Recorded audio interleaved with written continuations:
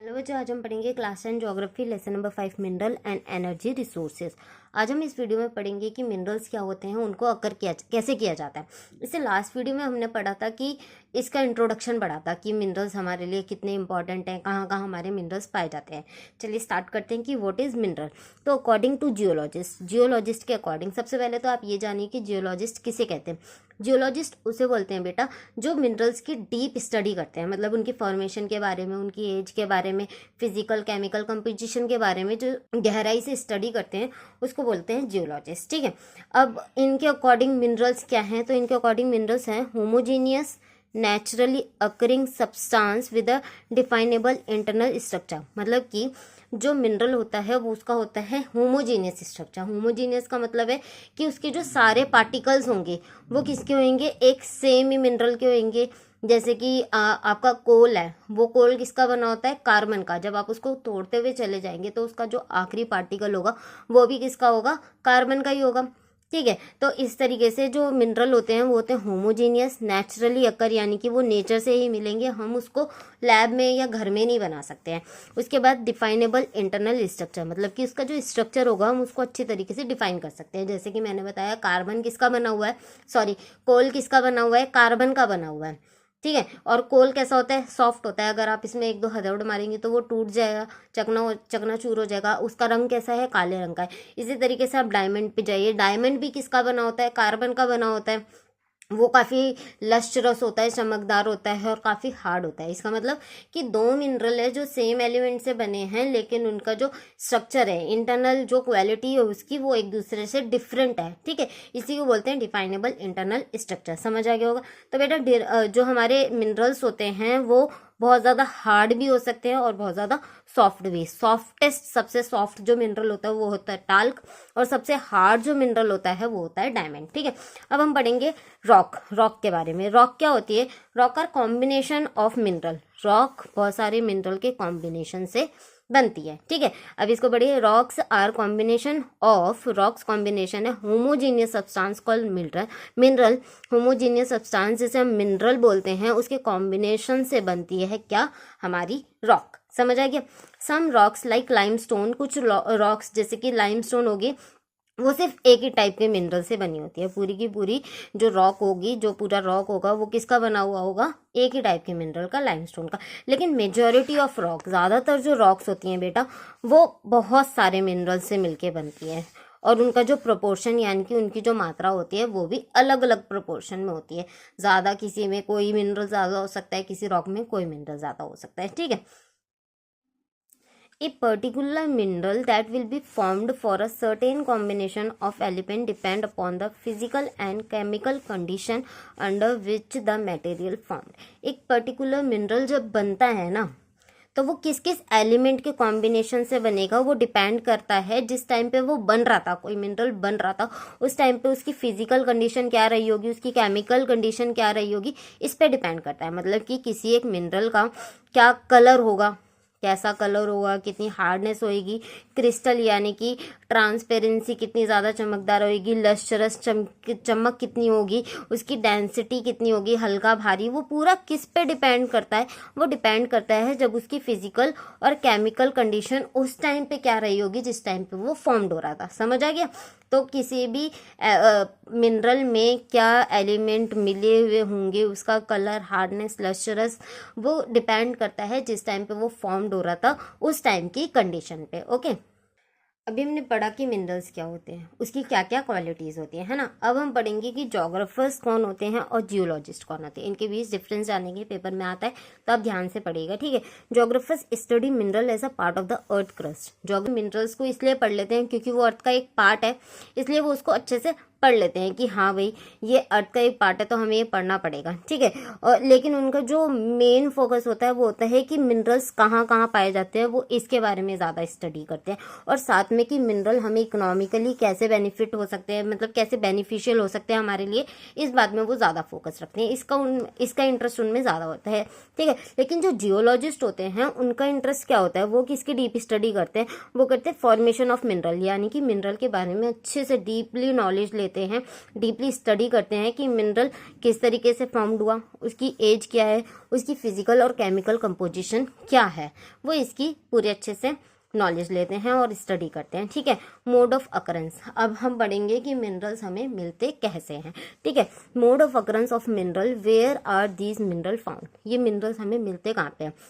तो बेटा ये मिनरल्स मिलते हैं हमें ओर्स के अंदर। ठीक है, ओर्स क्या होता है, ओर्स होता है the term ore is use to describe an accumulation of any mineral mix with other element, यानी कि किसी भी कोई रॉक है, ठीक है, उसके अंदर जो हमारा एक मिनरल होगा वो ज़्यादा मात्रा में होगा और साथ में उसके साथ अदर इम्प्योरिटीज़ होंगी और अदर कोई थोड़ा बहुत क्या हो सकता है मिनरल्स भी हो सकता है, तो उसको हम क्या बोल देते हैं और। जैसे कि ये एक क्या है रॉक है, इसके अंदर इतना तो आयरन है, ठीक है, यहाँ पे भी थोड़ा सा, यहाँ पे भी आयरन है और बाकी जगह में कुछ अदर एलिमेंट कुछ अदर मिनरल है और साथ में सैंड सॉइल इम्प्योरिटीज़ भी है, तो इस चट्टान को हम क्या बोल देंगे, आयरन और बोल देंगे। समझ आ गया कि सारी जो चट्टानें होती हैं वो और नहीं होती है, लेकिन जिस चट्टान में जिस भी मिनरल की मात्रा ज़्यादा होती है उसको उसी की और कह दिया जाता है। ठीक है, मिनरल हमें किस किस फॉर्म में मिलते हैं, तो मिनरल्स मिलते हैं बेटा हमें वेन्स एंड लोड्स की फॉर्म में। वेन्स मतलब कि छोटी छोटी दरारों के रूप में हमें,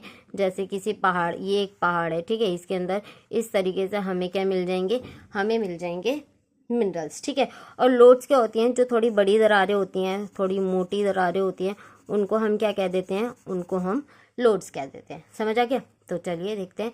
इन igneous and metamorphic rock mineral में अगर इन cracks, crevice, fault and joints की इग्नियस और जो मेटामॉर्फिक रॉक होते हैं, इसमें हमें जो मिनरल प्राप्त होते हैं वो कैसे मिलते हैं, छोटी छोटी क्रैक्स में या बड़ी बड़ी क्रेविक्स का मतलब होता है बेटा थोड़ी बड़ी बड़ी मोटी मोटी दरारें जो होती है। फॉल्ट या जॉइंट्स मतलब कि कहीं पे कोई चट्टान, मतलब ये चट्टान है, इसमें कहीं यहाँ पे कुछ नीचे से टूटा हुआ है, तो जहाँ से मतलब कि मैग्मा जाने का रास्ता होगा ना, उसी को हम फॉल्ट और जॉइंट कह देते हैं। ठीक है, तो स्मॉल अकरेंस जहाँ पे हमें कम मात्रा में मिल रही है उसको वेन्स कह देते हैं और जहाँ पे हमें ज़्यादा मात्रा में मिनरल मिलते हैं उनको हम लोड्स कह देते हैं। ठीक है, इन केस ऑफ, अब बता रहे हैं कि इसमें क्यों मिलते हैं, कैसे मिलते हैं। In case they are form, जब मिनरल बन रहे थे और वो अपने लिक्विड और मोल्टन फॉर्म में थे या गैसियस फॉर्म में थे, तो गर्म मैग्मा गर्म था तो उसको ऊपर की तरफ धकेला जा रहा था, सरफेस की तरफ, अर्थ की सरफेस की तरफ उसको धकेला जा रहा था।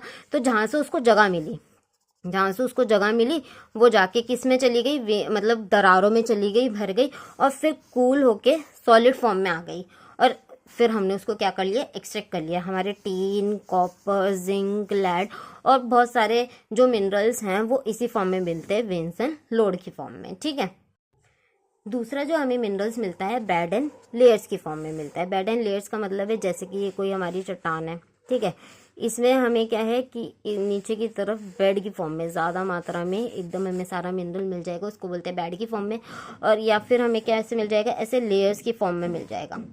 समझ आ गया, तो इन अब ये मिलता कौन से रॉक्स में है, ये मिलता है हमें सेडिमेंट्री रॉक्स में। अब सेडिमेंट्री कैसे बनती है ये भी आपको पता होना चाहिए कि कोई भी एक चट्टान थी, वो किसी बारिश के कारण, तेज़ हवा के कारण वो यहाँ से क्या हुई, वेदर हुआ, वेदरिंग का प्रोसेस हुआ, यहाँ से इसके धूल मिट्टी कण क्या थे दूसरी जगह जाके डिपॉजिट हो गए, है ना, इकट्ठा हो गए वहाँ पे जाके। तो उस टाइम पे ये धीरे धीरे बनते गए, यहाँ पे जो मिनरल्स होंगे वो भी यहाँ पे तेज़ हवा के कारण इस तरीके से हॉरिजॉन्टली, मतलब ऐसे सीधी सीधी रेखा में क्या हो जाएगा, वो डिपॉजिट होते चले जाएंगे। तो इस तरीके से फिर काफ़ी हीट के कारण, काफ़ी प्रेशर के कारण वो यहाँ पे मिनरल्स बेड और लेयर्स की फॉर्म में बन गए। ठीक है, they have been formed result in deposition, accumulation and concentration. वही डिपोजिशन मतलब कि एक जगह से दूसरी जगह जाके डिपोजिट हो गए, इकट्ठा हो गए और ज़्यादा मात्रा में हॉरिजॉन्टली, मतलब कि ऐसे सीधी, हॉरिजॉन्टल ये होता है, वर्टिकल ये होता है, तो इस तरीके से कैसे हो गए, इकट्ठा हो गए वहाँ पे जाके हॉरिजॉन्टल स्ट्रेटा में। अब इस तरीके से हमारे कौन से मिनरल्स मिलते हैं, जैसे कि कोल हो गया, आयरन हो गया, वो इसी तरीके से बने हैं। कैसे कि इकट्ठा हो गए थे, बहुत लंबे समय के कारण बहुत ज़्यादा हीट मिली उन्हें, बहुत ज़्यादा प्रेशर मिला, इस तरीके से वो किसी मतलब किसी मिनरल में कन्वर्ट हो गए। ठीक है, इसके अलावा हमें सेडिमेंट्री रॉक्स में जिप्सम मिलता है, पोटाश सॉल्ट मिलता है, सोडियम सॉल्ट मिलता है, ये किस वजह से मिलते हैं कि जैसे इकट्ठा हुए वहाँ पे फिर इवेपोरेशन का प्रोसेस हुआ तो ये मिनरल वहाँ पे रह गए, और वहाँ पे कोई थोड़ा बहुत पानी वगैरह होगा तो वो क्या हो गया, इवेपोरेट हो गया। ऐसे ये मिनरल कहाँ में मिलेंगे हमें, सारे एरिड रीजन में जहाँ पे गर्मी ज़्यादा होगी, इवेपोरेशन वहीं तो ज़्यादा होगा। ठीक है, अब आता है हमारा थर्ड मोड क्या है कि residual mass of weathering material, यानी कि जैसे कोई पहाड़ थी, चट्टान थी, यहाँ पे उसके क्या थे, मिनरल थे यहाँ पे। ठीक है, अब ये चट्टान कैसी होगी, ये होगी पोरस, जिसमें छेद ज़्यादा होंगे, ढीली ढीली मिट्टियाँ होगी।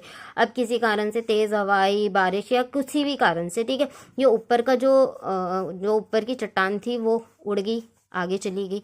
ठीक है, लेकिन ये जो इसके अंदर मिनरल रहे होंगे ये इसमें धंसे रहेगा, क्योंकि मिट्टी पोरस थी, ये मटेरियल मिनरल थोड़ी पोरस हैं, तो बहुत ज़्यादा हवा के कारण ये उड़ गई, लेकिन ये रह गए और फिर क्या बन गई, वो किसी चीज़ की और बन गई। ठीक है, तो involve the decomposition surface rock and the removal of the soluble content. अगर बारिश आई तो जो मिल सकते थे जैसे मिट्टी वगैरह वो पानी में मिलके बह गई, रिमूव हो गई। अब जो बचे हुए सब्सटेंस रेसिडुअल मास था वेदरिंग के कारण, अब वो क्या बन गया, हमारा और बन गया। ऐसे हमें कौन सी और मिलती है, हमें bauxite is form this way, bauxite मिलते हैं हमें इस तरीके से।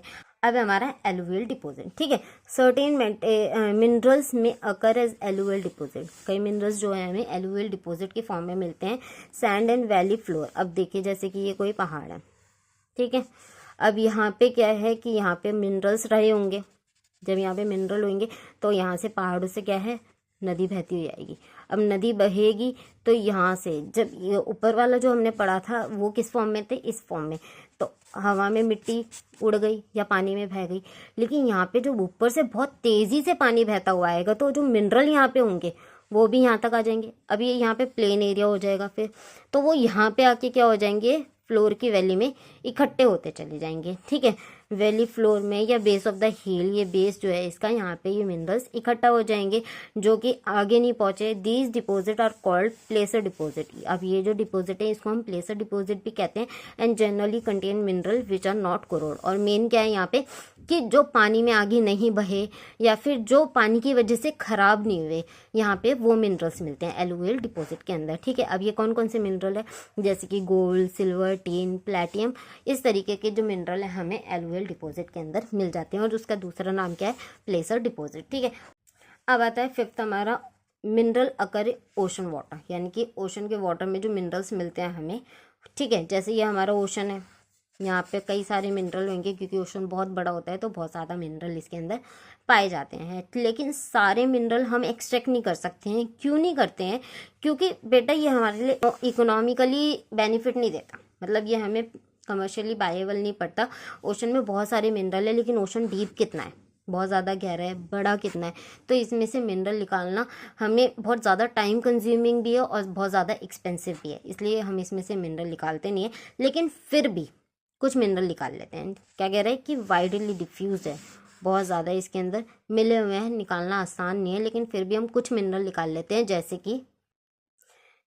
कि कॉमन सॉल्ट, मैग्नीशियम, ब्रोमाइन, और ये बहुत ज़्यादा मात्रा में हमें मिल जाते हैं तो हम इसे ओशन वाटर में से निकाल लेते हैं। साथ में अगर आप ओशन के बेड में यानी कि नीचे की तरफ देखेंगे तो बहुत सारे मैंगनीज नोड्यूल्स भी हमें मिल जाते हैं। ठीक है, अब हम पढ़ेंगे रेटोल माइनिंग क्या होती है, तो वो देखते हैं। बेटा रेटोल माइनिंग होती है जो रेड की तरह एक बड़ी सी होल टनल सी बना के वहाँ पे जितने भी यहाँ पे मिनरल्स होंगे उसको एक्सट्रैक्ट कर लेना, हमारा क्या कहलाता है, रेटोल माइनिंग। रेड की तरह होल बना लेना। ठीक है, mining in the form of long narrow tunnel, कि लंबी सी पतली सी टनल बना ली, उसी को हम क्या कह देते हैं, रेटोल माइनिंग कहते हैं। In India most of the mineral are nationalise. Bharat में ज़्यादातर जो मिनरल हैं नेशनलाइज हैं, बिना गवर्नमेंट की परमिशन के हम उन्हें एक्सट्रैक्ट नहीं कर सकते हैं। ठीक है, लेकिन फिर भी बहुत ज़्यादा जो ट्राइबल एरियाज हैं जैसे नॉर्थ ईस्ट में, वहाँ पे मिनरल्स निकाल लेते हैं ट्राइबल कम्युनिटीज़ जो होती हैं, अकेले या पूरी कम्युनिटी साथ मिलके, जो कि इलीगल है। ठीक है, मेघालय में अगर आप देखेंगे तो कोल और आयरन ओर, लाइमस्टोन, डोलोमाइट इसी तरीके से एक्सट्रैक्ट कर लेते हैं। एक कम्युनिटी या फिर अकेली फैमिली मेंबर्स जो होते हैं सारे खुद ही निकाल लेते हैं। ठीक है, जैसे चेरापूंजी में जोवाई है वहाँ पे भी कोल की माइनिंग इसी तरीके से एक फैमिली मिलके क्या कर लेती है, रेड होल माइनिंग के थ्रू वहाँ से मिनरल्स एक्सट्रैक्ट कर लेती है। अब नेशनल ग्रीन ट्राइब्यूनल ने ये डिक्लेयर कर दिया है कि इस तरह से एक्टिविटी जो की जाएगी वो बिल्कुल इलीगल है और इसे जल्द से जल्द क्या कर देना चाहिए, रोक देना चाहिए। अब आता है distribution of mineral in India, मतलब कि भारत में मिनरल्स कहाँ कहाँ पाए जाते हैं। आप जानते हैं कि भारत में बहुत ज़्यादा मिनरल हैं, बहुत ज़्यादा मात्रा में मिलते हैं, लेकिन अनइवन डिस्ट्रीब्यूटेड हैं।